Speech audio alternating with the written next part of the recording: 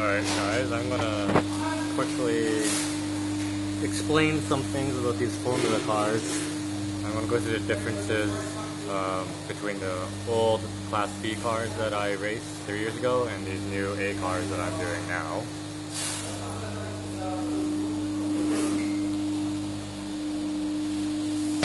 So, this is a B car, an old spec car, and visually they sort of look the same, but they actually aren't. This is the nose section of a older B car. Okay, you can see the nose, and I'm gonna go show you guys what a new car looks like. The new cars look like this. So the main difference is that the nose is a lot skinnier now, and the wing is also bigger.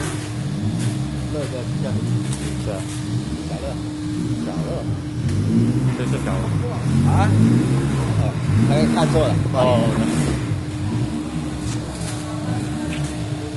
other exterior differences of the A car and the B car. So the newer cars are longer and they're also wider. They provide quite a bit more downforce than the older cars. So it's a lot more streamlined, the design. As you can tell, there's a lot of nice aero parts here. And I'm also going to go through some of the more mechanical differences very quickly. So this is an A car. There's a newer car, the rear end. You can see how the shocks are mounted on an angle like that. And you have a carbon fiber crash box. And this is a roll bar adjustment. And yeah, so the gearbox itself is actually in the front now. And this is just the axle. And I'm going to move over to the older car. On the older car, the shocks are perfectly straight, vertical, and the gearbox is actually in the back. So that's a huge difference between the new setup and the old setup. And also the roll bar adjuster is you have to do them individually per side. So again, you can see this is the older setup, and this is the newer setup. Now I'm going to go over some differences again. So I'm just going to point out this. If you look at the side pod, this is what we call the side pod. There's a lot less design work, like aero design. But with the newer cars, there's a lot more aero. So you can see that bottom section here provides a lot more downforce. Alright, now I'm going to talk about the driving, the cockpit. So on the older cars, we have a steering wheel, and then we have a digital dash here that lights up, and you have your shifting lights there, and then you have your shifter there. So on the older cars, you are manually shifting, pushing up to go down, pulling back to go up. And that's the car that I used to drive. This is the type of car I used to drive. We all get a custom foam seat.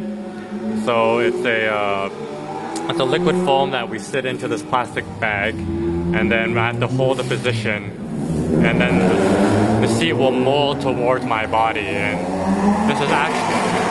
this is actually very, very important, because you want to be one with the car. You need to feel every single behavior that the car is doing, because these cars are extremely unforgiving. Formula cars are unforgiving, and that is why everyone that wants to become a professional driver goes through Formula driving first. So I'm going to talk about like the new current cars. So this car doesn't have a seat in it right now, and it's all carbon fiber, dry carbon. I just had my seat made. And this is the new steering wheel.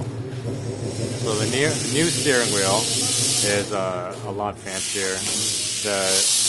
The digital information is now on the steering wheel, as is the shift light. It is now using a paddle shift system, so you can see we got carbon fiber paddle shifters here. And then we have a pit limiter. We have our page display. Actually, I'm just going to do this somehow. I think I go on. So I just turned on.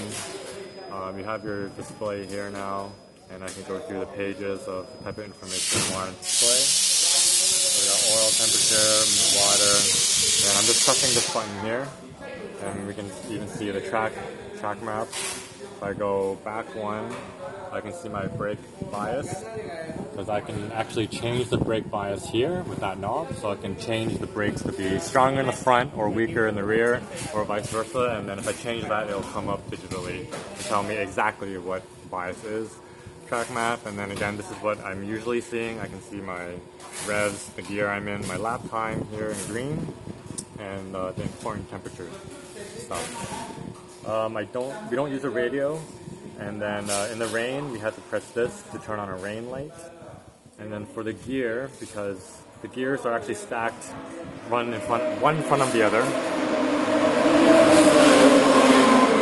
so it's a bit different from a normal car. So to go into neutral, I actually need to hold on to this button and then downshift.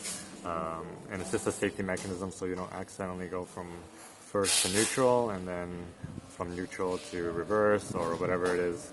You don't want to accidentally do that by just pressing the paddles. So overall, there's quite a bit of a difference between the two cars. The dimensions are different. They are longer. The new ones are longer and wider. And even the mechanical changes probably change the balance a little bit of the car. And also the downforce is much higher on a new car compared to an old car. And then another great thing is now the new cars are drive-by-wire. So they are electronic throttles, which means everything is ECU controlled on the throttle side. The brake is still mechanical. There's a lot of advantages of that, because on the old cars you actually had to blip the throttle yourself, but now the car does it for you. And the paddles are really, really pleasure to use, and the shifts are much faster now. So yeah, overall, the newer cars are actually easier to drive in one sense, because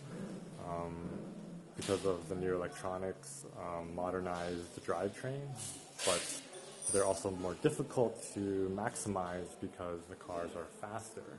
So you just need to push yourself more and explore your limits. There's more downforce and your speeds are very fast. The final corner, which is a fourth gear corner, you're doing over 170 kilometers.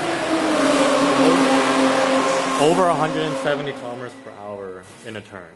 So that gives you an idea just what these cars are capable of. And I'm going to talk about this car next.